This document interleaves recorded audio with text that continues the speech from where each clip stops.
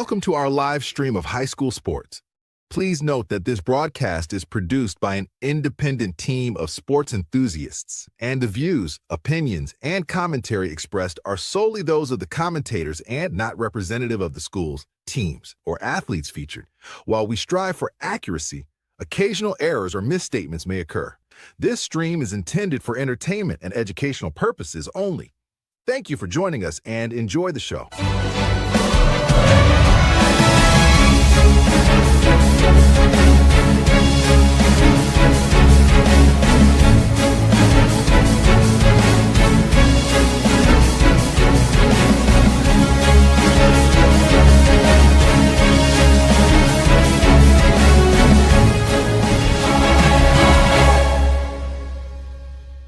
Yeah, come on, let's go. Hey, you ain't never seen nothing like this. Ain't no telling how it might get. It's the hypest right here. High school sports at its finest. So many highlights, you have to rewind it. Hey, Stream City, let me just remind you.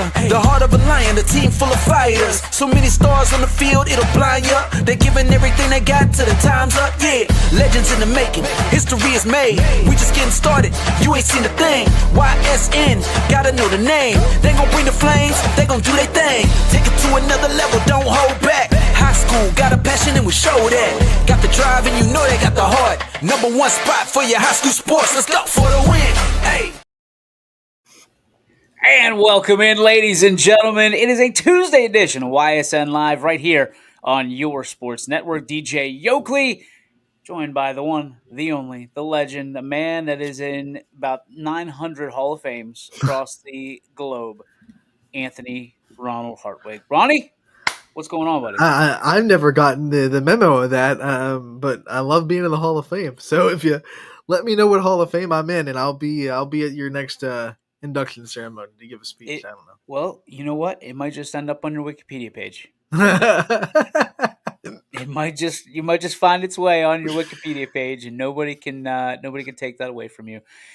We have a great show for you today. We're excited to have Jeff Reed, who will be he's not stopping by. We already did the interview. We talked to him at the Austintown Fireworks Festival, 4th of July spectacular, held by Jim Davis and the great people at Hollywood Gaming. We will have that interview for you here in just a few moments.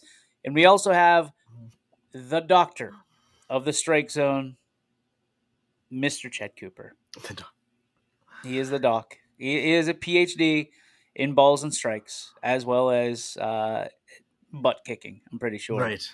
As well. A guy that has done it all, seemingly, in the Little League world. And a guy that I love talking to. It's a joy to see him every day. And I get to see him twice today. Mm-hmm. Once here in about 40 minutes. And then again tonight, because Anthony, last night, no bueno. No bueno. Did not go the way we wanted it to go. We did not have any games because Mother Nature, once again, took an absolute dump on some baseball diamonds and canceled the games, postponed them 24 hours. So we're just moving everything 24 hours back, which kind of a bummer. Not gonna lie to you, I was ready for some baseball last night. Yeah, this Little League tournament had been dodging rain up until tomorrow. I mean, there were a couple of days where you show up at the fields and you look up and you're like, I don't know if we're gonna get this in, and it just never comes. And you're like, okay, let's go. Last night we ran out a little bit of luck. Lady Luck was not on our side last night. We did not dodge the thunderstorms, unfortunately. I blame Andrew DePaulo, as I always do. Always. Yep, your fault. So I'm sure he'll love that. I'm checking the Storm Tracker 21 app as we speak because it's supposed to be nice. I was told it is supposed to be beautiful here this evening, and it has partly cloudy, partly cloudy, partly cloudy, mostly cloudy, mostly cloudy, mostly cloudy at 6 p.m., mostly sunny at 7 p.m. Oh, yeah. I take that back. I misread. It starts mostly sunny at 4 p.m. and goes all the way until mostly clear at 9 p.m. So, buddy, I think we have a clear runway, according to our friends at Storm Tracker 21, which you can download the app for free right now on your phone, your favorite app store, your iOS and Android devices, and know exactly what's happening. And hopefully you don't have to run out to Boardman just to run back. because it's going to be mostly sunny starting at 4 o'clock. We're excited. It's mostly sunny out there right now here in our studios in Columbiana. And I'm excited to get some baseball. I mean, when they made the announcement, this is my favorite part of last night. They made the announcement, and the kids were so bummed on both sides. Boardman, Canfield. Oh, excuse me. In unison, they were Come on. Yeah, They didn't even have it. Like the concession stand wasn't open yet, so they couldn't even take advantage of that. It was major bummer. Major bummer. But that's a great thing about baseball. You can just pack up and try again the next day. That's what they're gonna do. I didn't pack up. I just kind of was like, "Hey, I'm leaving this stuff here." Oh, that's left in the press box. That's good like, too. I'm leaving it. I'll be back. Boys. Just because there is some competition in that press box. Yeah. This time of the year. I said, "Hey, we'll be here tomorrow. We're claiming our stake."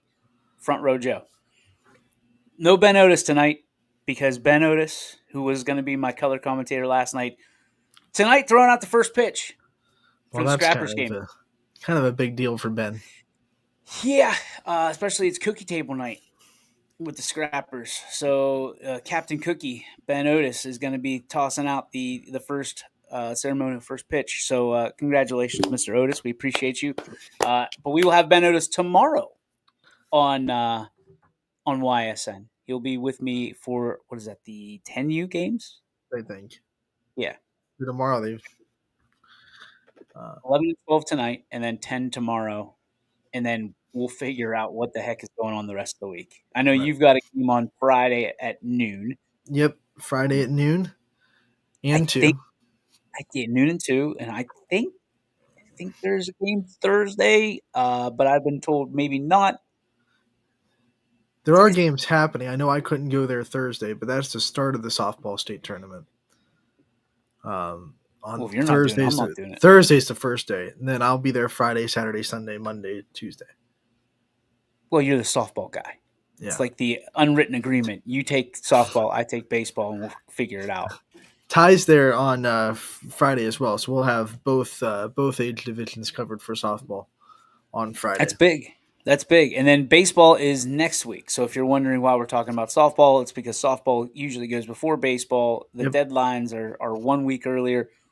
Baseball's next week when you talk about state championships. And then, this is, the 12-year run is a run towards the Little League World Series. Yeah, it's a long run, but it's there, Very long run. You got to get through districts first. Districts tonight, and then you go to state. That's the 19th through the 25th, which is a week from Saturday to Thursday. I think those are the dates. And then you go into regionals, and then if you win regionals, you get to the World Series. So I think World Series starts at middle of August, if I'm not mistaken. For baseball. Oh yeah, it's literally right before football. It is, or I should say fall sports. I shouldn't say just football, but that's how we characterize it here, because it starts so early. We will also have for those of you who've been living under a rock, we have a registration. We only have a few slots left for our first ever YSN golf outing on July 28th. Starts at 1 p.m. It's at Mill Creek Golf Course, and you can sign your foursome up and just a whole bunch of debauchery going on. I think I combined 2 words there, but we're going to roll with it. Whole bunch of debauchery going on July 28th. There's no doubt about it, and we'd love to see you out there. We have this awesome trophy that's up for grabs. Yes. You don't get to take it home, unfortunately. You can't drink out of it, unfortunately. We talked about that yesterday. You can. It's just not going to go well. So if you've got some nice clothes on, probably don't want to be drinking out of it. But maybe we could put something in it, get a straw. I'm sure they got straws. I don't know. I don't know. We're tap dancing right now.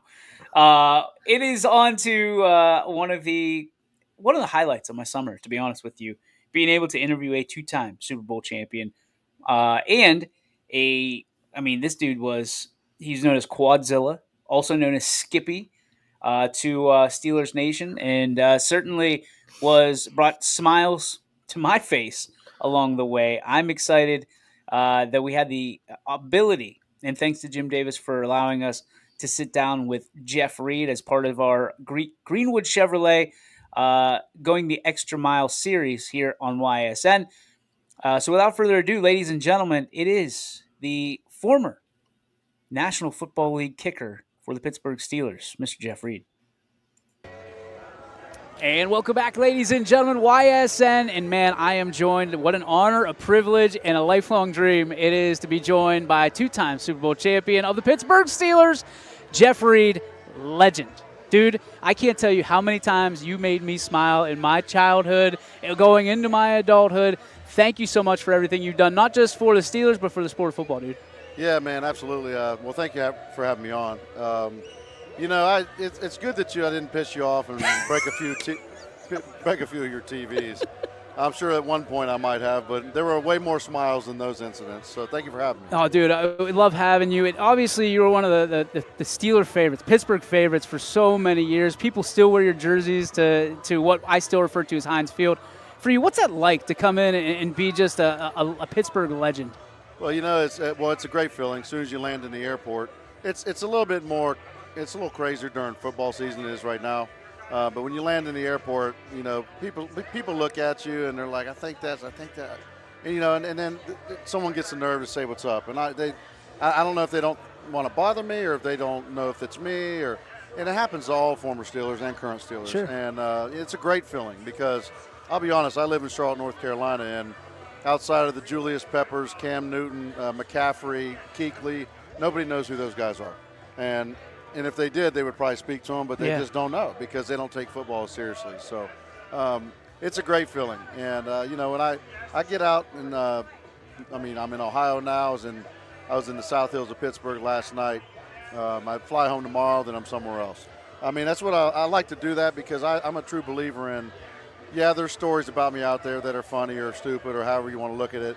Then there's great stories, and I don't think anyone should judge anything until you meet somebody. Absolutely. And when you meet somebody, it can be. I like to go to as many of these events as I possibly can, so you actually shake a hand and have a small conversation with somebody. Oh, dude, and people love it. And as someone who kicked in high school on the way up, kickers aren't supposed to have personalities, but you always were one that you were well loved among the players. You had a personality. The blonde hair, I'll never forget. I dyed my hair blonde because you had yours. Talk to me about, what gave you the confidence to kind of stand out in a position that really didn't have it when you were going through? Well, I played 15 years of soccer, and soccer is my true love, even to this day. Even after playing in the NFL and winning Super Bowls, soccer is my number one sport. I was great at it. I wanted to play on the U.S. team. I knew I was going to, and it just didn't happen. Yeah. I played a lot of travel soccer, a lot of great, higher-up teams, but nothing else really happened. And I ended up walking on to Chapel Hill to play football because I wanted to get my degree from there. I didn't know if anything was going to work out, but I still played intramural soccer. Yeah. Just because I couldn't let it go. But once you have a chance to play, you kind of have to let it go because if you get hurt doing that, you feel like a fool. But, going back to your question, tell me your personality. question. About the personality. Yes, I don't know. I've always been a class clown, but I've always been the smart class clown. Okay. I got all the good grades, so I had a little bit of leniency with teachers to act up a little bit. Build that rapport? They didn't like it all. But as long as I did my work and did it efficiently, they usually didn't care, so I carried that over. Most kickers, most goalies in hockey, I don't know about the other sports very well, but I do. They always say you're kind of to yourself. You sit in the corner, you don't talk, you're weird, however you want to describe it. I don't believe in that. I'm eccentric. I say what's on my mind, sometimes too much, and I don't know. I get it from my mother. She's pretty outgoing, and she pretty much lets you know how she feels, and I'm the same way. 2 Super Bowl championships, 40, 43, 40s under Cowher, 43s under Tomlin. What were the cultures like? Was it different in the locker room under each head coach, or were there similarities? There's similarities, but it was very different when Coach Tomlin came in. Not because he did something wrong. He just probably didn't know just quite yet how our culture was. Yeah. He coached numerous years at numerous different coaching jobs and different schools and different teams and everything. So obviously, considering he's been here for a long time now, he knows what he's doing. But when you come in and we're used to Coach Cowher's, even though you saw Coach Cowher with the scowl and you saw him spit on people like me, and even though you saw that, he was laid back. If you did your job and we were winning, he was laid back. People don't see that and they don't believe it because he's so intense. Game day, though, you don't want to get near him unless you did something great, because he'll let you know how he truly feels and then he'll apologize after the game. But so that's what he built. And then Coach Tomlin came in, younger dude. I mean, shoot, he and James Ferrier were the same age. Oh, man. Or basically the same age when towards the end of James' career. And, it wasn't – none of us expected Coach Tomlin to get the job. I mean, in the locker room, the talk was Bruce Arians, Russ Grimm, Ken Wisenhunt. It was one of the coordinators. And that didn't happen, which is fine. It's not our choice. And, Coach Tomlin comes in, and we're in full pads in week 16, and – dudes are like, what's wrong with this guy, man? Like, we're not used to this. We know how to play football. And I don't think he was trying to prove a point. I just don't think he knew exactly what the Steelers culture was. Yeah. And I mean, because trust me, no matter what week it was or how good or bad we were doing, before we played the Ravens, we were in full pads all week. Yeah. Because I already knew it was a bloodbath. Yep. And I know it's coming from a kicker, but shoot, I got hit too. Yeah. But but he learned real quickly that when we got in the playoffs his first year and stunk it up, he learned very, very quickly that, okay, this is what these guys are used to. This is what I'm going to do because I'm in charge. Let's find a happy medium. And then, I mean, I love Coach Tomlin. I love Coach Cowher. I mean, very, very different coaches, but very great coaches, both of them.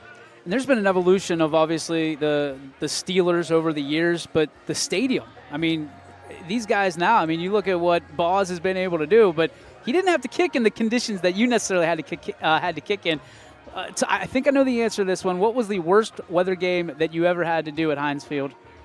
Well, going back to your first comment, and I don't take anything away from anyone. Boswell has done fantastic, and he continues to go to the Pro Bowl, and that's not an easy thing to do, whether you're kicking in Florida or Pittsburgh. It's just not easy because you have to stay healthy and you have to kick great all the time. And when you're in Pittsburgh, if the kicker didn't make a field goal, you're not going to win a lot of games. No, right. Because sometimes they forget how to get in the end zone, and that's why we get paid. But what I'm saying, when I started, Heinz Field I started in 2002. Heinz Field was the second year. Yeah. I think it started either in 2000 or 2001, and I mean it was mud. And I maybe complained to like my family or a couple teammates that agreed with me. But I didn't. I'm not going to make excuses. Yeah. I miss. I make them. Congratulations to me, But it was very, very tough. And outside of the wind and rain and sleet and all that fun stuff, I mean, on a perfectly sunny day, it was muddy. So I had to find a way to stand up. I mean, I came from Chapel Hill, Bermuda grass, golf greens. I'm kicking in soccer shoes. Yeah. I won't slip unless it's a downpour or something. Coming here, it could be a beautiful day and you could slip. Now, they figured that part out. The field's fantastic. From what I see on TV and when I'm actually there on the field, a couple times a year, and they built the stadium up a little bit, so it's still windy, it still gets cold, there's still weather conditions, and you still have to make your field goals. But as I tell everybody, I can tell this to a million people, but they don't put an asterisk next to your stats and say, well, he kicked in the mud. Right. So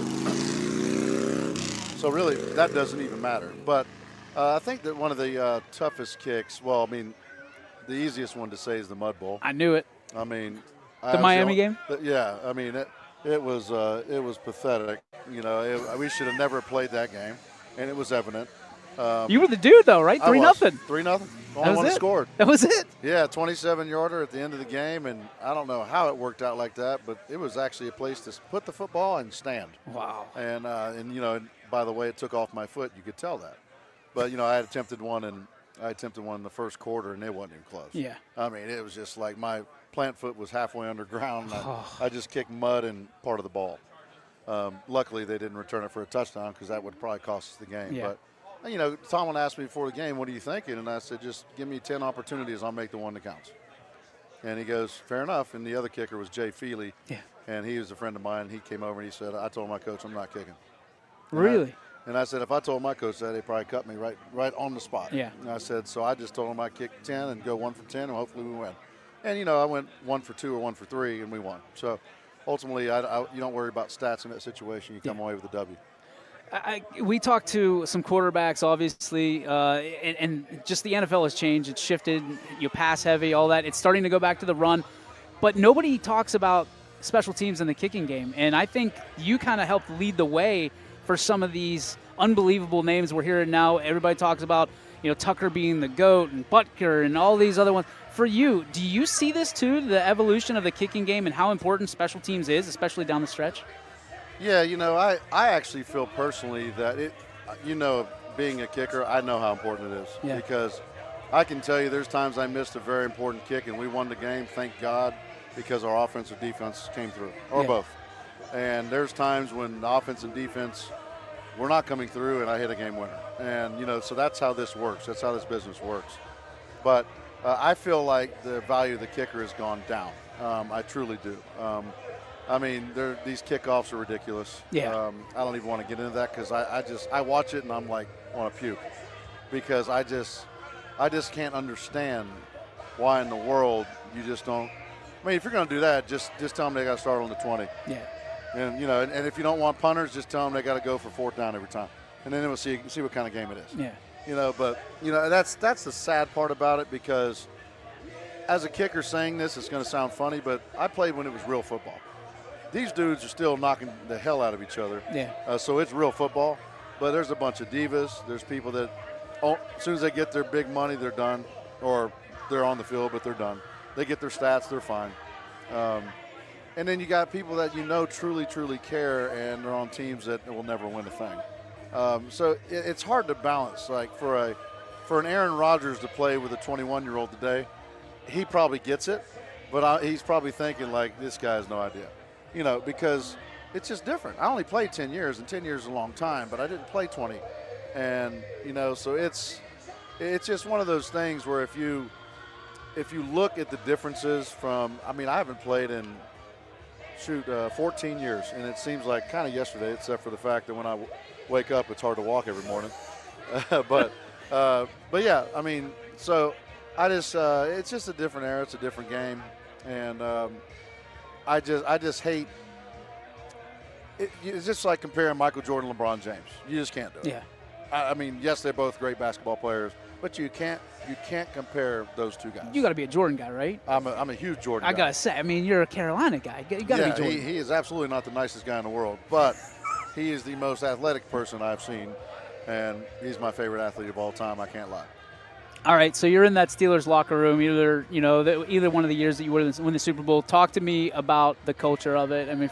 From your teammates, was it kick back, laid back, party, or was it lined up? You had Debo on both of those teams, right? So what was that like? Just the culture in general. Yeah, just culture in general. Yeah, no, it was great. Literally, there were no outcasts, none. Some of the family guys that had kids and this and that, they practice, they watch film, they go home. Yeah. It makes sense.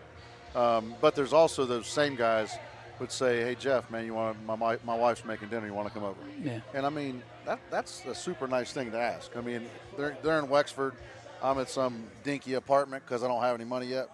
And I'm like, heck yeah, man, just give me your address. And, but that's – and then, for whatever reason, I always hung with the linebackers and tight ends. Obviously the punter and long snapper, easily I would, but I don't know why those groups. I always hung in the offensive line. Whenever we were throwing parties, it was me, it was him, them, and I. Yeah. And it was just I bring a different. I'm eccentric, so I bring something to the table that most people don't, and it's not me bragging on myself. I'm just a different person, and so it's not like there's some guys that be like, well, if he doesn't go out with us, that's okay, because all he's going to do is sit in the corner. Yeah. You knew that. But the culture was fantastic. The culture that has been built, I guess, since 1933 here, it shows. And, it was sad. Probably, I don't know, I want to say 3 years ago, but I might be off a little bit. When I walked into the locker room, and I didn't know anybody really on the team. You had a group over here messing around. You had a group over here, and then the rest of them were just on their phones. And it was probably a break from after practice, or actually it was they didn't have practice, but it was probably a break from meetings or something. But it was like we used to be down there like doing ping pong. Ping pong, yep. Shooting baskets like into the trash can with who knows what the hell we used to use. I forgot. But I mean, we're gambling on with each other and talking smack and but that little stuff adds up to huge victories on the field. Yeah. Because 3 days ago, I had somebody in a chokehold because they beat me in a basketball game in a trash can in the locker room, and this guy, and then 2 seconds later they see me hit a game winner and they're like, man. That's the culture. That's the culture we built, and that's the culture that was built before us. That's incredible. Let's shift gears. Pat McAfee, one of my heroes, on and off the field, doing a lot in media, killing it right now. Have you ever thought about kind of going down the media path and jumping in that with all the success you've had on the field? Yeah, I do a lot of these things. I do a lot of other people's podcasts. I did my own podcast for a year. And I didn't really have much guidance. I just did it. Yeah. I said, I don't know what I'm going to do with my life after football, so I'm going to do this. And it was great, but I put $8,000 into it. I made $10,000, so I profited $2,000 for a year. Yep. And is that a profit? It is, but it's a lot of work, as you know. Yep. I mean, you have to be prepared. You got to come up with questions. You got to come up. If you're the person you're interviewing sucks, you got to be great. Yep. If the person you're interviewing is great, you got to be easy. So. It was those kind of, and I had, other than my teammates, I had like Ryan Lochte and, all these guys on there that were, famous swimmers and famous country artists, and because I had connections. Yep. So I was telling someone the other day, actually a minute ago, they said, you could do, the way you're talking to some of these people, you could do that Pat McAfee show, and I said I could.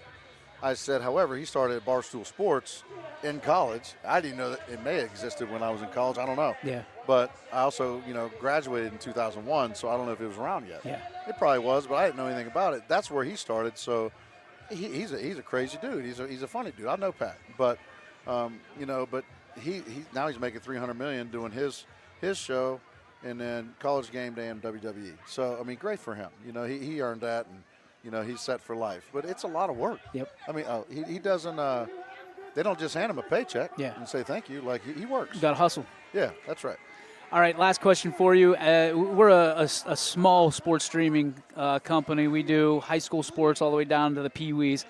For those kids that are, especially kickers, special teams, there's a lot of kickers, soccer players that are kickers in high school. What would you tell them? What advice would you give them if they're looking to play at the next level or big kick coming up? What things would you tell them to focus on? I coach some kickers. I own a sports bar back in Charlotte, North Carolina, so my coaching has been limited lately because I'm an operating partner and the GM, and if you're not there, you know how that goes. Trouble, Yeah. Hey, which right now, who knows what's happening? I'll check the cameras here in about 10 minutes. That a boy? Yeah. But no, so it's easy to say follow your dreams and all the fun stuff and all the cliches, but my biggest thing, especially if I'm talking to a kicker or a specialist or anyone really, because even though we only have limited times on the field in these areas and these positions, everyone, if you can strengthen your mentality more than just your skill set, you'll be successful. Don't be soft. Don't be soft. Like if you miss a kick, you know what? It ruined my day after the game. Yeah. It did. I don't care if we won 42-2. I mean, yeah, I do care because that's the ultimate goal. But if I went 3 for 4, I thought about that one kick that I should have made it 45-2. And so the thing is, and especially with the world we live in now, it doesn't even matter if you play a sport. If you don't have a strong mentality, you're not going to last. Agreed. I mean, if you listen to the wrong person, if you follow the wrong groups, if you, it's easy to go down the wrong path, and it's super tough to go down the right one. And so the easiest thing is surround yourself with great people and build your mentality. So, yes, I mean, a death in the family, a pet passing away, or you're putting down, or a friend passing away, those are gonna drain you. Yeah. I mean, it just does. That's human. But if somebody calls you a name, who cares? Keep it moving. Yeah. If you miss a kick, who cares? You drop a pass, who cares? I mean, yeah, you care. And you should care. If you don't care, it's a problem. But how are you gonna bounce back? Yeah. And that goes for life. So if you mess up or you're around the wrong people, how do you bounce back in life? Yeah. And it's the same. It goes for sports. I appreciate it, man. Jeff, lifelong dream come true. Thank you so much for coming to Austintown. Thank you for sitting with us. Appreciate you, man. Thank you for everything you did and all those joys that you brought to Steeler Nation. Yeah, brother. absolutely, man. Thank you. We'll be back right after this. So there you have it. two-time Super Bowl champion. I'll Jeff give Reed. you some claps. That was a really good interview. It's a really good interview. He was incredible. This is gonna shock you, Ant. It's gonna shock you. After the camera stopped rolling, he looks at me and he goes, "What? So what is this? What is this YSN?" So I explained to him what we do, and I said we had 13.5 million views last year. He stopped. He goes, "Say that again." And I said, we have a lot of content, a lot. We have this. We have interviews with high school kids, coaches, community members, all that stuff. And on top of that, our bread and butter is we do games. He goes, "Take my number down." I was like, "I'm sorry, what?" Sorry, what? So I texted Jeff Reed while that was running. I texted Jeff Reed and said, "Hey, Jeff, wanted to thank you again. Looking forward to connecting with you, in the near future and certainly in the fall." And he goes, "Yep, sounds like a plan to me. You're welcome." So this fall, Jeff Reed will be on our airwaves remotely, and we'll be talking about a little NFL football. Probably talking about the games and getting some insight from someone who actually played in the NFL, which, I don't know, around here, I think we're a little bit of a unicorn when it comes to that. I don't see anybody else throwing down that gauntlet and getting some insight. And people are going to be like, "Well, he's a kicker." Yeah, but he's a dog. Like, he's an owner of a business down in North Carolina. You heard him talk about his bar. I loved it when he said that when you're not there, you don't know what's going on. Then he's like, "Well, I'm not there now, so anything could be happening." I'll check the cameras here right after this. I mean, I guess the biggest thing is, like, as a fan, and that's what we are. You and I are fans of these players that we bring in, these coaches that we bring in. Mm-hmm. And then you have moments like that where you're talking to a guy who you watched play football on television for probably the better part of my young adulthood, right? So Jeff Reed, still one of the best kickers, 2-time Super Bowl champ. I can't say it enough. And he had both his rings on, which I love. I'm sitting there like, opposite hands. I love it. Wow. And Dwayne Woodruff, who we'll have on later this week, who we did an interview with, different era. It was in the late 70s, early 80s. So he got the good side of the Steelers and the bad side of the Steelers all in the same career. And then Bob Golick, we interviewed. We'll have him on later this week. And Len Barker. So 2 Pittsburgh, 2 Cleveland folks. And then we're going to have Jim Davis and Rick Sandoval, who is the general manager over at Greenwood Chevrolet, part of our Greenwood Chevrolet series that they and Jim brought these guys in. And just to be able to talk, I mean, Jeff Reed was a cool interview for me. That was a bucket list thing. Check it off the box. Right. I mean, listen, I don't know if we ever have some of these guys that played, I'm going to try to be as professional as possible. And I'm just going to be 100% transparent with you right now. I was trying to be professional right there. No, you did but the entire time geeking out. Like, if I didn't know you were a Steelers fan, watch the interview, I wouldn't have known. And that's one of I think the biggest praises I give you for that, because you weren't necessarily doing that interview as a Steelers fan. You were doing that interview as a professional, and that can be really hard to do. So hard to separate that. So I like I said, I would not have been able to tell if I didn't already know that you rooted for the Steelers. I wouldn't be able to tell from that interview alone that you were a Steelers fan. You were just a well-prepared interviewer with questions about that era, so. Which was, I mean, I had so many questions, right. And sometimes, as you know, and you said well-prepared, which I think we all know that is not my MO ever. I'm usually an ad-lib guy and, hey, let's fly by the seat of our pants and then, let's take it to the next level. But there's points there. If you go back, and I'm trying to give you kind of the back end of the story just because I'm rewatching it and I know what's going through my head as opposed to like what's actually coming out of my mouth. And I'm sitting there and I'm like, okay, this is what I was thinking when I was doing this question. Like the question about, the culture. I think I had already asked that question. So I'm in mid-sentence, I have to switch it up about, well, Debo was there. which is James Harrison. For those Steeler fans or those that aren't Steeler fans, the best answer I got that I really appreciate, and he was very, very polite, very adhering. Like, he was very good at adjusting to the questions. But there was a lot going on, and our microphones are very good, very good. Yep. So you heard the bike in the background. Yeah. That moment, which was maybe 5 seconds, felt like 2 minutes. Because I'm sitting there and I'm like, this slapjack driving on. I mean, just hammered on. I'm not a biker. I don't pretend to be one, but like I imagine that's what we call flex in our world, right? You're just like, hey, I'm just gonna light this up, Hammer down as loud as I can be, because I'm gonna draw attention to myself. If you go back and look at Jeff's face, he just kind of like looks over his shoulder, stops what he's saying, stops what he's thinking, looks over his shoulder, and he's like, we were both thinking the exact same thing in that moment. I'm pretty sure. But like to kind of expound on it, like, he is everybody there I was a fan of. I was the only one that I got really nervous was, and you'll see in Bob Golick's interview, I asked him about Saved by the Bell, the college years. And he gets it all the time because he was such an integral part of that show. Right. And he stops and he goes, are you really going to ask me that? And I was like, oh God. Oh, it's going down. It's going down. This is it. We had a good run. It was an 8-year run. DJ's like, this is my Jim Rome moment right now. I'm about to get thrown across the table.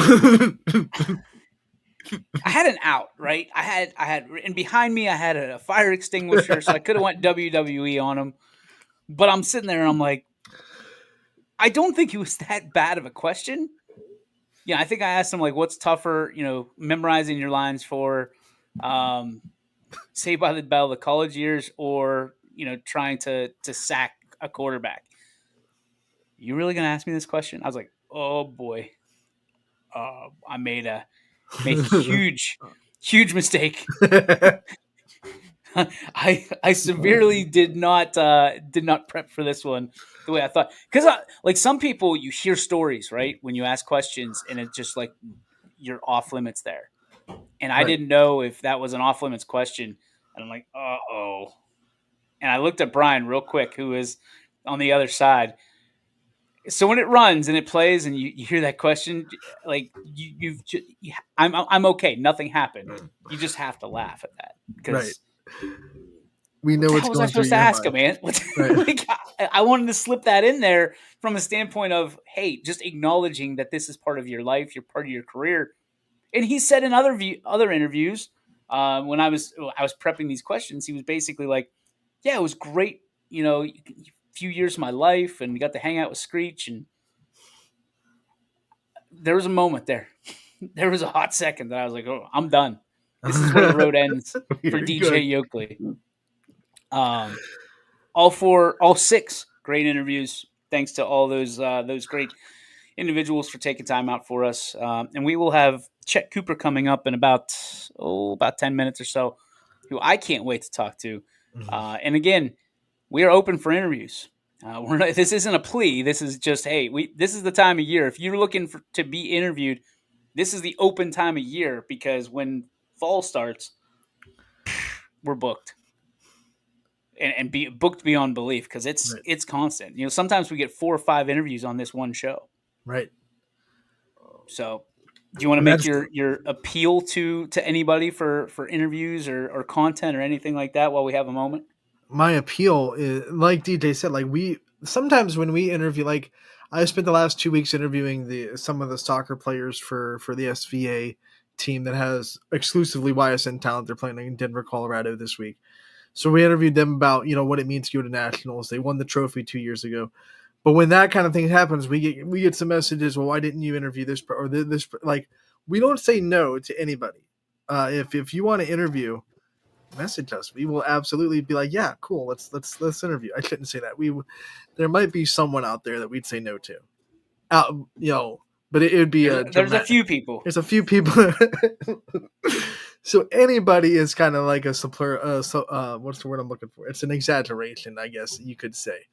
Almost anybody. We'll put an asterisk there. But it's really hard to get us to say no to especially if you're a YSN athlete. Like if you want interviewed or a YSN affiliated person, we will absolutely accommodate you if you're doing something great. If you're out there killing it in the travel soccer, if you're out there killing it in travel softball, travel baseball, volleyball, whatever Lacrosse. other sports are going. Lacrosse right now, I think that they're having some summer stuff.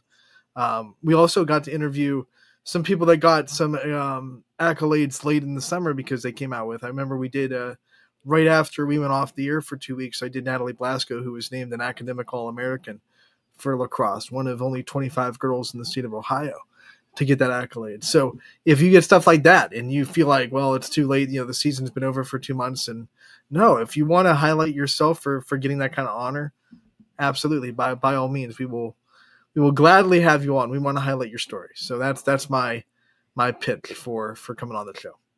And I guess the only prerequisite is it's YSN cloak, right? So, we want to interview, if it's sports, that's awesome. Community, great. But we just want to make sure those communities are part of the YSN affiliation, if that makes sense. So Right. people are going to be, I can see it now. People are going to be like, well, Jeff Reed, Pittsburgh Steelers aren't YSN. Well, contraire, mon frere. We applied for media passes this year for both the Cleveland Browns and the Pittsburgh Steelers. How you feel Plus, about that? there's that whole blanket that he was at a YSN event, or an event Bingo. that YSN was covering. So And that's why we have Anthony around. Keep him going.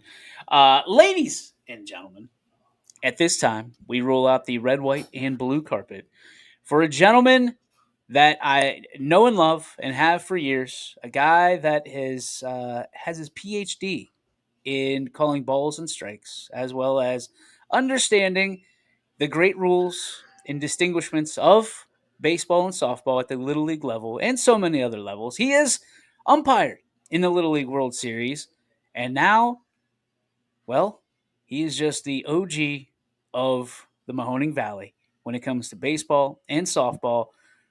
Doctor, and I mean that with all due respect and love and admiration, Dr. Chet Cooper.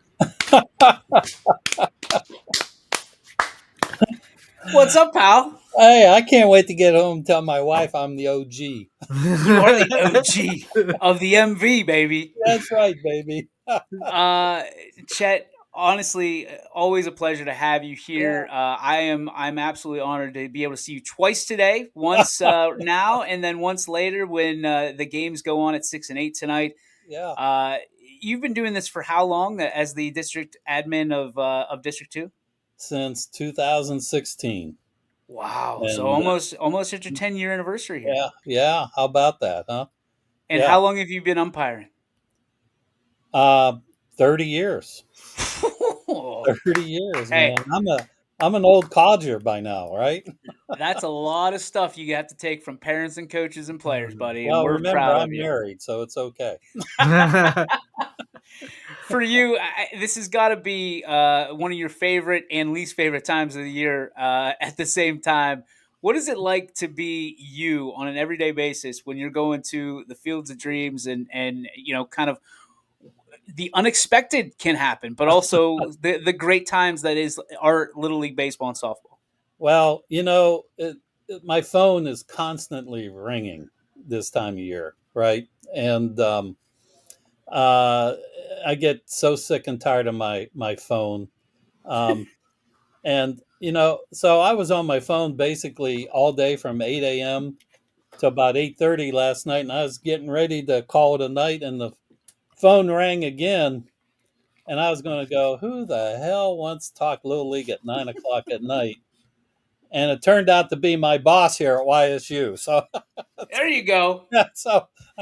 which was, when your boss calls you at 9 o'clock at night, something's wrong. So I'm catching it from all sides anymore. But no, back to Little League. This is the bittersweet time of year.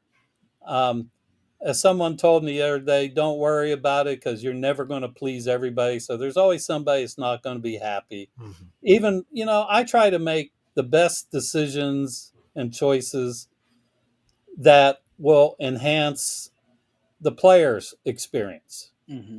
I don't worry too much about adults or accommodating adults because this game's all about the kids. And I've been out to our 8U uh, tournament out there at McCune Park. I was watching these 8-year-olds, and some of them are just spectacular players for 8 years old, right? And Mm-hmm. they're making plays. I already know there's a Canfield shortstop out there for their high school team. He threw a gun the other night that, I'm like, man, this kid should be on the 12U team, right? Wow. I mean, and some of the plays that were made, some of the balls that were hit by 8-year-olds. It's incredible. And that's what got me started at umpiring, by the way, to be honest with you, was when I started umpiring, they were short an umpire and they were coming through the stands to look for an umpire. And I was tired of everybody around me, all the parents bitching and moaning about something. I said, had enough. And I jumped down on the field and, took an infield position as a guy who didn't know anything about umpiring. And I said to myself, this is the best seat in the house. And just watching those kids play. And I've never turned back from that. So I'm probably rambling right now, DJ, but you got me Fine. started. But No, that's a great answer, and we appreciate the transparency on that. yeah, I guess, and Anthony, I don't want to steal this question, so I apologize ahead of time if this is where you were headed. But I mean, Little League's a very small window yeah, in everybody's life, but it seems to be those moments that you always look back on with the most reverency, and yeah, you sit there and you go, "Man, when I was 12 years old, the world was your oyster. Every yeah, kid's going to the major leagues at 12 years old yeah, because." Umpires like you and the so many that work with you and work for you, for free, by the way, during the little league districts and in states. So many give those kids, make them feel like they are superstars. For yeah. you, what is it like to kind of year in and year out hand those pins out, hand that flag out, and know that the potential is there for a kid like a Landon Beitelschieß, who we just interviewed a few days ago, to be drafted in the professional leagues and say, hey, I remember when he was just a little runt running around here on these fields of dreams. Yeah. I mean, it's incredible, interacting with these young people at the little league level and also at the high school level. It's just incredible to be able to at least be part of their success, even if it's only for an inning or two or whatever. And to hand out those pins at the end of the tournament, the best part is, like the other day, I was handing out pins at the junior league championship game, and a number of the young ladies who were losing came out. They were laughing and carrying on because they had the best time. And then they appreciated the pin, they appreciated the experience, and then you're thinking, hopefully I see one of these young ladies someday at the college level, if not little beyond. And I remember John Mang Jr. I was umpiring when he played for Austintown Fitch, and look where he wound up, all inches away from being a major league umpire, right? Dan Bertolini, who I'm telling you how old I am. I remember umpiring Dan when he was in high school. Look where he's at now. He's coaching college ball. These guys and gals, they're all very successful, and it's just wonderful to be able to look back and remember them when they were young kids and just learning the game and actually just loving playing. So I hope that answered your question. That's kind of where I come from. Chet, I've had the pleasure, and DJ has as well, of seeing you in your element during these games and running around the field of dreams like a madman, especially the game days where softball and baseball are overlapping. Yeah. You have every field kind of in motion. Can you Mhm. take us through like a little peek behind the curtains on what those nights are like for you and what kind of the responsibilities you have as you're running around the fields, making sure everything's kind of the way it's supposed to be? Well, the day starts out about uh, recently, like about 3 to 4 hours before game time. You're just making sure all the ducks in a row, your umpires are ready, that the field conditions look like they're right, and you get. I go out to the fields. I try to get there 2 hours ahead of time, making sure all the final details are the fields lined off correctly. Do we know which teams are going where, and just all the little details. Have the ground crew prepared the field properly, you know, um, and then making sure all the appropriate papers and pins and everything are in the dugouts, and then like you said, Anthony, sometimes we're overlapping between baseball and softball and running back and forth, um, and just trying to make sure everybody's having a good experience, that they have what they need to continue to carry on, answering questions all the time. Speaking of which, I was meeting our district treasurer at Dunkin' Donuts this morning, and there was a guy who came up to me and said, "Are you the guy that runs the little league tournaments?" And I said, "Well, yeah." Uh-oh. Yeah, uh-oh was right. And he sat down, he goes, "I got to tell you a couple things I don't agree with, and and it had to do with rules and things. And I said, "Well, the rules are there for a purpose. We may not agree with them, but we have to go by them." And that's often what happens also game time. You're answering questions of why things are the way they are. Why you can't, at the 12 and under, why you can't have an on deck batter. Well, there's a reason. That ball comes off that bat pretty quick, and if you're staying there, you're going to get whacked. You could get whacked with it, right? All the little league takes safety extremely important, right? And last night, we're you know you were there, DJ. We canceled the games, mainly the rain, but there was a lot of lightning around too. You don't want to mess around with that. So, and after we left, there was a lot of lightning after we Right. left. So we probably couldn't have played at all. So, and then, just making sure all the ducks are in a row. And fortunately, I have, a good staff that takes responsibility for this, that, and the other. Like yesterday, or the day before, we had or yeah, it was yesterday. See, it's all blurring now. I can't even remember. But yesterday was the Junior League Softball Championship in McCune at noon. You get down there at 2 o'clock, and then I'm racing across town to Boardman for yesterday. And so, unfortunately, we had the 8U tournament supposedly going off last night, so I had a staff member over there. So it's a balancing act this time of year. And fortunately, there are good people around, and we have good people like you folks coming out and covering the games, and everybody's happy. Well, most people are happy. There are always a few that aren't, but we do the best we can to make everybody happy. But as that person said, you're never going to make everybody happy. But we try to get to at least 95%. Well, I guess that's better, Chet, than being an umpire, and you're only going to make 50% of people right. happy with That's whatever right. decision you make. That's right.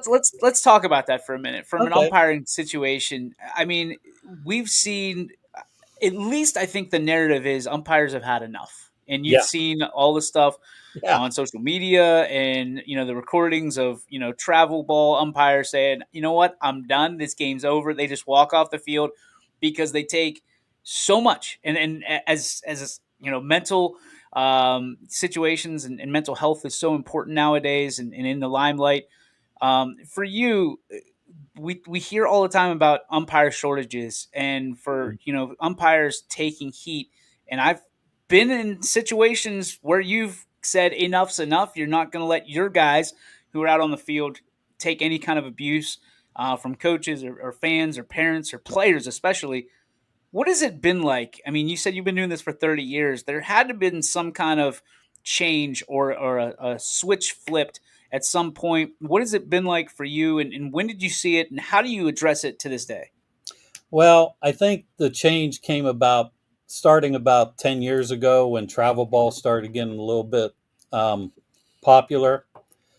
And also just society itself, now you got social media where you can say just about anything you want with impunity. And so um, it's just an uncivil society anymore, particularly when it comes to youth sports. And parents I'm sorry to say this, but the problems have switched. Mainly, it's not coaches anymore, it's parents.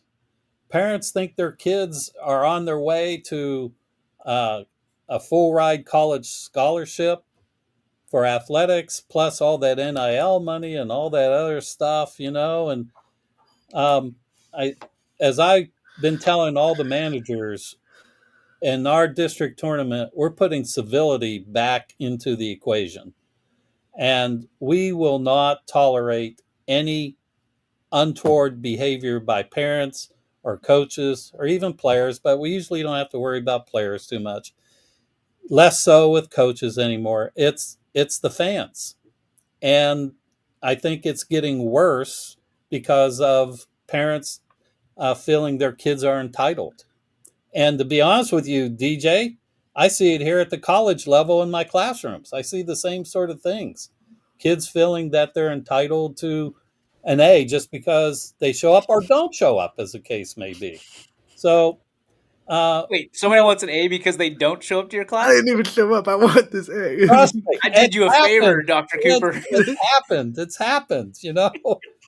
It's I feel like that would be me. I'd be Chet. I didn't show up to your class. I deserve an A just because I didn't give you a headache. Actually, some of the people I would give an A for not showing up. Yes, but There you go. yeah, please don't show up. I'll give you an A. That is entrepreneurship at its finest.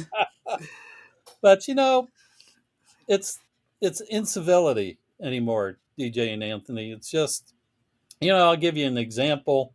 Sure. I had a high school tournament game last month, and I won't say where or what team, but the one team came from the Cleveland area.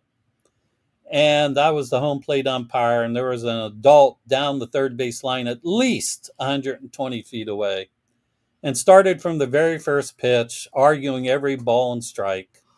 And it got to be really, really annoying that by the third inning, I had enough. I turned to the guy and pointed at him down the third base line. I said, "Sir, you're done for the day. You need to leave." I turned around, said to the AD, "That guy needs to go." And she promptly sent over a police officer to walk him out of the park. And that's what we've come to anymore. I mean, it's ridiculous. The behavior. Everybody needs to remember that this is a game. Yeah. It's not life and death. No matter what happens, I would bet all of DJ and Anthony's salary that the sun is going to rise tomorrow. Don't you bet on baseball. We know how that ends. ends. We know how that ends, buddy. I didn't. Skittles. Skittles. Ban me, man. Ban me. That's Oh, great. man. But I just think people need to understand, especially at the little league level. This is what I tell them. This is a game. Little league teaches certain values. Sportsmanship is near the top of that. We got to be able to accept winning with humility and loss with grace. That's what the lessons are. And that goes for everybody at the ballpark. And I won't take any behavior that's contrary to the values of Little League baseball and softball. And that's what we're starting here in District 2 in this part. And I tell every manager at tournament time, this is it. And if you don't like it, you are gone for the tournament. I don't really care. And if you want to take your kid, you're punishing the kid, but I don't care. You go. This is about the kids having a great experience. And the experience does not include mom and dad acting like a bunch of idiots in the stands. So Well played. Well played. I'm rambling now. I'm sorry, DJ, but you got me on my my soapbox. This is something that I'm going to do, and if people don't like it, then you don't have to like me. It doesn't matter to me, okay? Because I know that DJ and Anthony will always be my friends. So You're handing out ejections and ice cream cones, and you're all out of ice cream, Chet. yeah, that's right. That's what I'm hearing. Yeah, that's a good way to put it. Yeah, yeah. Chad, Anyway, in the same line of subject, I've seen a lot of people mad at you and give you stuff, but what I've always seen, you handle it like with calmness and zen. I've never Great. seen you give it back, never once. And there are opportunities where I saw that you could have given it back. We've seen some stuff. How do you do that? Like, how do you just kind of stay calm Step and zen? one. Like, well, to be honest with you, a couple years ago, I did have a run-in with one of the coaches, and I used some language I probably shouldn't have used, but we have kind of worked out our differences. But you're right. I try to maintain, because yelling back at somebody or abusing somebody back is not going to resolve the issue. And by the way, there are situations I can't help with what transpires, like the weather or somebody cheating in a game or whatever, All I can do is handle what the real facts are. And I can't help it if you're upset because this, that, and the other, Little League has this new continuous batting rule, right? And there was a game where a young man got ejected from the game. So the next game, his team only had 11 batters. Their opponents had 12. And the coach went off on me. This is unfair. How can you let this happen? And my response to him after listening to him, well, I said, we could even things up. We could eject one of your kids. And he didn't like that answer, but In his head, there's a kid in that he's get Johnny. Little Johnny over there. You just got to maintain calm. It's like the guy this morning at the Dunkin' Donuts who was, complaining about things. And I understand where he's coming from, but rules are rules. And my job is, regardless of what I think of the rules, they have to be administered appropriately. Did he at least buy your coffee before he started complaining? No, that's okay though. It's all right. Listen, he's not the first. Okay. I mean, this won't be the last. No, it won't be the last. And you were asking what the biggest frustrations are. So I will guarantee you, because it happens almost every year, that mid-October, I will start getting emails and phone calls and texts. When are the dates for the tournaments? Oh, boy. And I'm going I always respond, well, they're approximately the same time as they were this year, next year. Roundabout. How much, it depends on, there's a variety of factors you got to take in consideration, but they're always about the same dates, And I gotta ask you this, Chet, because it's been something that I've wanted to ask you for a long time. What keeps you coming back? Because you are in a position that takes a lot of abuse and not a whole lot of pats on the back along the way. And in a situation like that, what gets you out of bed and says, "Yeah, I really want to do this tonight"? It's the giving back. I'm a firm believer in giving back to the community. And I don't have too many skills, as you know, DJ, not too many at all. In fact, my wife reminds me of that often. Oh, you know what? Don't show her this video. I'm in big time trouble. Anyway. Nobody watches this crap. Nobody watches us. You're good. This goes right in the archives. Nobody will ever see it. Don't worry. Look, my mom and dad raised me with certain principles, and one is always do the right thing. Mm-hmm. And the right thing is making people have great experience in life, because life is relatively short, isn't it? Right? Mm-hmm. And I want all these kids to have a great time. And hopefully that leads into the parents, the other adults having a great time. And I also believe in one thing, and this is not religious, this is just a principle I live by. I try to treat others as I would want to be treated. The golden rule, right? The golden rule. And so it's not a religious principle, it's a principle of living every day. Just being an honest person and treating other people the way they should be treated. And I think it's my philosophy that if everybody did this, everybody kept this in the back of their mind, we'd have a whole lot less problems. You know, there's no reason to go off on somebody because you're not having a good day, right? Yeah, not their problem, it's yours.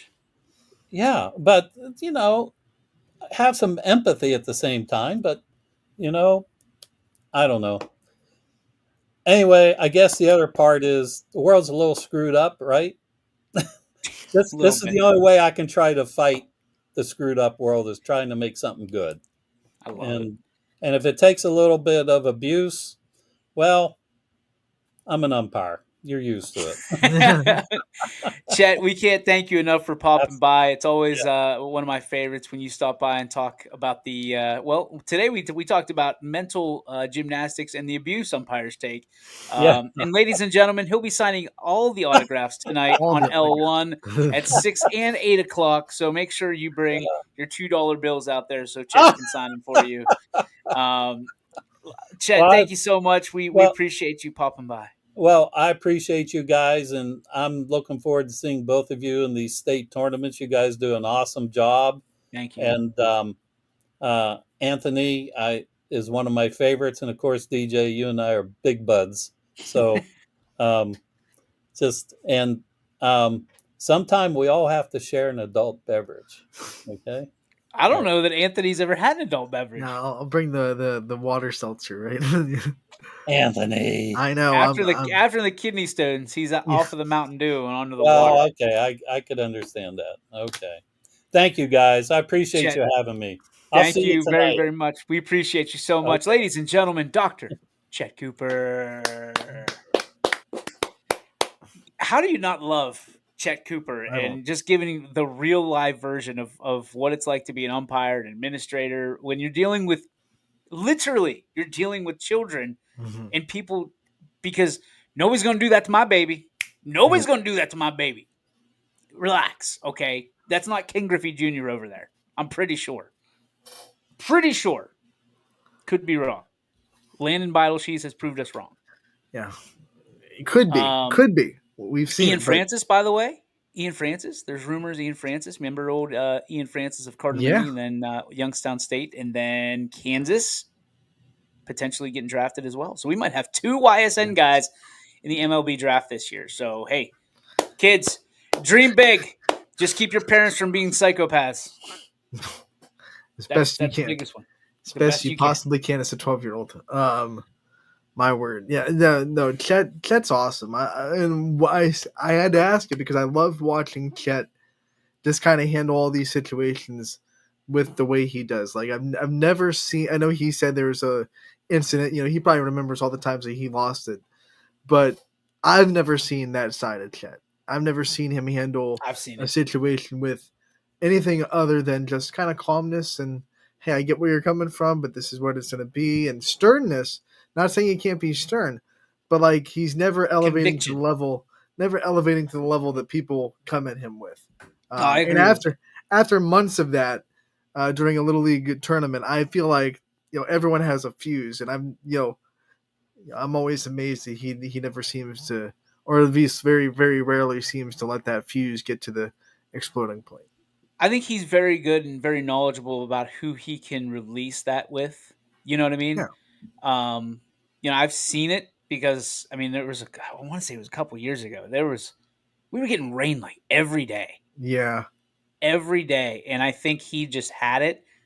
But he still kept his cool. And then when the doors were closed, that's when you see it. But you never see it when he's interacting with someone. No, and he's incredible. He's such a good people person because he Yes. gets it. And the thing that I love about Chet Cooper the most, and I wish he would have said it himself. I wasn't going to tell him, but like, you don't want to put words in people's mouth. He is such a good human being, good-hearted individual that he always means well. And even as an umpire, he'll tell you, "Hey, I've been wrong before. I've been wrong." But even in his when he's wrong, or when like this is how I want to be. Even when I'm wrong, the intentions are pure. The intentions are good, and that's how you kind of want to live it out. And I'm not going to sit here and pound the drum and say, "Hey, everything, are you okay?" And we're good. Okay. That microphone? Yeah, there you go. Thank you. Jeez. I couldn't get to the button fast enough, but I got it for the second round. So I sometimes you appreciate can't hit that coughing mute. Yeah. right into the microphone. That's Whenever, right. like when you were like, "Hey, I can't." So you just went, "I'm going all in." Here it comes. Thank you. Ready or My not. earbuds appreciate it, and everybody feels a lot better. Man down, he says. Man down. We're good. We're good. But yeah, Chet he's an incredible mentor to so many umpires. And I'll tell you what, if you're an umpire or want to get into umpiring, Chet will help you because he understands that the evolution of umpires is very short right now. It is there are not a whole lot of people out there that want to do what they do and take the abuse that they take on an every game basis, seemingly. So, but these umpires, it's like a band of brothers and sisters out there. I mean, they're you look at Addie Rudge. I was about to say, shout out to Addie Rudge, who's already certified, even though she's a sophomore in high school. She can technically umpire high school softball. She is high school certified as a sophomore in high school. And she is the belle of the ball over there, right? Everybody looks after Addie. There's nobody that doesn't kind of guard her, which for good reason. I mean, she's the future. You want to protect your future at all costs, and Chet Cooper does just a bang up job. I think that we have the best district administrator, district whatever the official title is. The doctor is in because he's been nails for us, and that's why we always have a little bit of advantage when our kids go. What he does behind the scenes, what he does to make sure that our kids have great experiences. You talk about the Austin Towns of the world. You talk about Boardman's runs and Poland and Canfield, who are seemingly always in it when you're heading towards the Little League World Series in baseball or softball. I mean, what a run and what an opportunity these kids have, and a lot of it is because of that guy we just had on our show, Dr. Chet Cooper. So thanks to Chet for stopping by. Appreciate him as always. That's a show outside of the Spark. Anthony, let's get to the Joe Dickey Electric. What's your Spark? Presented by Joe Dickey Electric. They are everything electrical, and you can visit them on the web 24/7, 365 at DickeyElectric.com.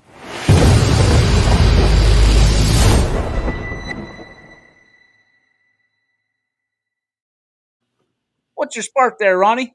So something I kind of noticed yesterday. I was going through social media and Facebook and all that. I think we're in a sports media world, and this is like the national scope, where more people than ever, and I don't know if this is just like what I see, have opinions that I think I'm starting to really think they have them only not because they believe them, but because they want the clicks and they want people to be upset. I think rage opinions in the national sports media than I've ever had before.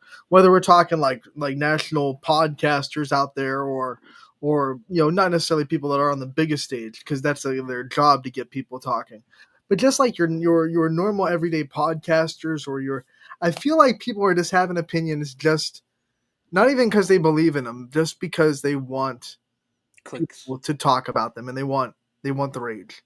Because there are some opinions I see out there, I'm like, there's no way you actually believe that. You just want people to react to it. I agree with that. And we called them shock jocks growing up.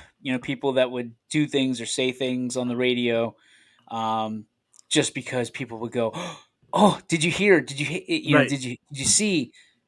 And I think it's our generation and again, clicks mean dollars. You know what I mean? Clicks Right. mean you're making money. There's a lot of that out there, and I'm with you. And I'm going to piggyback your spark because, man, people are just desperate to get people to click on stories or and exaggerating the truths. You see it all the time, especially on social media now, particularly on Facebook. If you like Steelers or Pirates, or in your case, the Chiefs or the Royals, they'll dive into some glorified story just to get you to click. And it's just not true. It's just not true. It's an opinion piece. And they've gargled the truth and mangled it in that. And we have that locally here. We have just some people that like just really like to push that envelope and then, play victim whenever they take things too far. That's the crazy part. Yeah. Like you and I have talked about this. There is nothing that we want a part of that at all. Like zero, especially when it comes to people could get hurt or their lives could be affected in a negative light. We have no intention or want to be in that business. That's not a good business to be in, particularly. So I'm with you, man. The clickbait, be careful out there. Be careful. That clickbait, it's not just dangerous. It is it's frustrating as well. But then there's entertaining people out there that are doing it. And yeah, I walk that line. Like some people can be entertaining and you kind of know they're half joking and you can laugh at it. And some people are like, I think you're not there. It takes talent. This is, I believe I'm borrowing this from the late 90s, early 2000s. Save the drama for your mama. That's what they say. That's what the kids say.